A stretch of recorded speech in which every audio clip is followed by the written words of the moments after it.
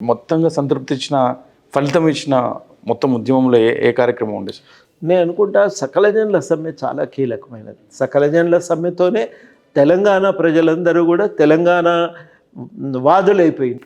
ఇక సమస్త తెలంగాణ సమాజము అప్పటికే తెలంగాణ వాదము ప్రతిలో ఇంకింది. కానీ ప్రతి ఒక్కరు కూడా ఉద్యమంలో భాగస్వాములు కావటంతో ఇక తెలంగాణ ఆంధ్ర అనేది రాజకీయంగా విడిపోయింది. ఇక కల్పలేని పరిస్థితి వచ్చింది. ఇక రాజకీయంగా విడిపోయినాక మళ్ళా ఇంకా తెలంగాణ ఆంధ్రప్రదేశ్ను కలిపి ఉంచే ఆలోచన ఎవరు చేయరు కదా. కాబట్టి ఆ నెట్టనీలున రాజకీయంగా చీలిపోయింది మాత్రం సకల జనుల సమ్మెతోనే. ఆ తర్వాత ముందు జరిగిన మిలియన్ మార్చేమో ధైర్యాన్ని ఇచ్చినాయి, ఒక స్ఫూర్తినిచ్చినాయి.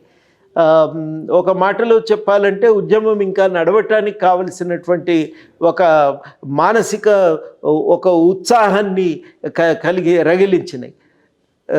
సకల జనుల సమ్మెమో రాజకీయంగా తెలంగాణ శక్తులన్నింటినీ ఏకీకరణ చేసినాయి.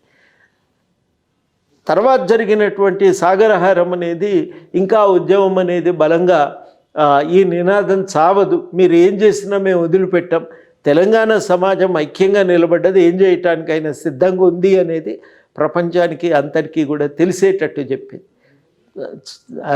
పిల్లల ఆత్మహత్యలు చాలా విషాద ఘటనలు అయినప్పటికీ కానీ ఆ ఘటనలు అనేవి ఒక రకంగా అరే వీళ్ళు తాము తగలబెట్టుకుంటున్నారు, ఎవరిని ఏమంటలేరు, మనం ఇయ్యకపోతే ఎట్లా అనేటువంటి ఒక నైతికమైనటువంటి ఒత్తిడిని పాలకుల మీద తీసుకొచ్చింది. అదే అంటే బాధ కలిగించే విషయాల్లో ఆత్మహత్యలు కూడా ఒకటి, ఇంకేమైనా ఉన్నాయా సార్? అట్లాంటి బాధ కలిగించిన విషయాలు అదొకటి. ఆలస్యం అవుతున్నప్పుడల్లా మాకు కూడా బాధ అనిపించేది.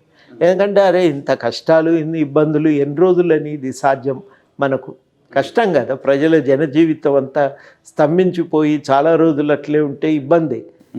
ఎట్లా దీన్ని సస్టైన్ చేయటం ఎట్లా అనేది మాకు ఎప్పటికప్పుడు అదొక సమస్యగా ఉంటుండేది. అందుకని మిలియన్ మార్చి చేస్తే మళ్ళీ సకల జనుల సమ్మె జాగ్రత్తగా 5-6 నెలలు చర్చించుకొని డిజైన్ చేసినాం. సకల జనుల సమ్మె తర్వాత సాగరహారానికి మళ్ళీ చాలా రోజులు ఆగి దాదాపుగా 1 సంవత్సరం ఆగి రకరకాల చిన్న చిన్న కార్యక్రమాలు నడుస్తున్నాయి. కానీ 1 సంవత్సరం ఆగి దాన్ని ప్లాన్ చేసుకున్నాం. అట్లా నేను అక్కడ ఒక డిస్కషన్ వస్తే తెలంగాణలో ఉద్యమకారులు ఎవరు అనే క్వశ్చన్ వచ్చింది. అంటే సకల ఉద్యమ సమయంలో పాల్గొన్న ప్రతి ఒక్కరు తెలంగాణలో ఉన్న ప్రతి ఒక్కరు తెలంగాణ ఉద్యమకారులు అయిపోయారని వాస్తవంగా. ఎందుకంటే ఏదో ఒక సంఘం పెట్టుకున్నారు, పనిచేశారు. ఆఖరికి చిత్తు కాగితాలు ఏరుకునే వాళ్ళు కూడా చిత్తు కాగితాలు ఏరుకునే వాళ్ళ సంఘం పెట్టుకున్నారు. వాళ్ళు కూడా ఉద్యమంలో వాళ్ళవన్నీ చేసిన ఉద్యమ కార్యక్రమాల గురించి పేపర్లో వచ్చినాయి అన్నీ తీసి కట్టింగులు చేసి పుస్తకాల్లో అంటించి ఇప్పటికీ సంఖ్యలో పెట్టుకొని వస్తారు. నేను తెలంగాణ ఉద్యమకారిని చూడు, ఇంకా నా కాగితాలు ఉన్నాయని చెప్పి చూపిస్తారు.